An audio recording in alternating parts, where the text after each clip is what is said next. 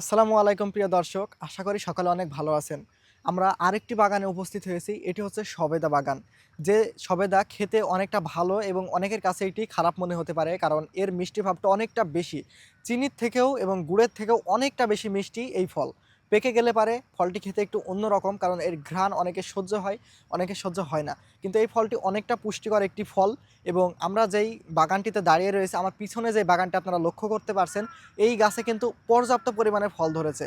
বলতে গেলে এই গাছে প্রায় ১ মণ পরিমাণে ফল ধরে আছে, যা খেয়ে কখনোই শেষ করা যাবে না। তো একটি গাছ থেকে কিন্তু অনেকটা লাভবান হওয়া সম্ভব। যদি ১ বিঘাতে চাষ করা হয়, সেখান থেকে অনেকটা টাকা লাভ করা সম্ভব। তো আপনারা যারা রয়েছেন, যে বাড়িতে থাকেন বা বাসাতে থাকেন, বাসাতে থাকলে ছাদ বাগানে একটি লাগাতে পারেন। বাড়িতে থাকলে বাড়ির সামনে একটি লাগিয়ে রাখতে পারেন। কারণ এই গাছটি দেখতে অনেকটা সুন্দর। কারণ গাছের গঠনই এতটা সুন্দর যে মানে দেখতে অনেকটা ভালো লাগে। ফল খেতে না চাইলেও গাছটি দেখতে অনেকটা ভালো লাগে। তো এই গাছ সকলে মনে করলে লাগাইতে পারেন একটি করে। আজকের মতো ভিডিওটি আমরা এখানেই শেষ করছি। দেখা হবে পরবর্তী কোনো ভিডিওতে।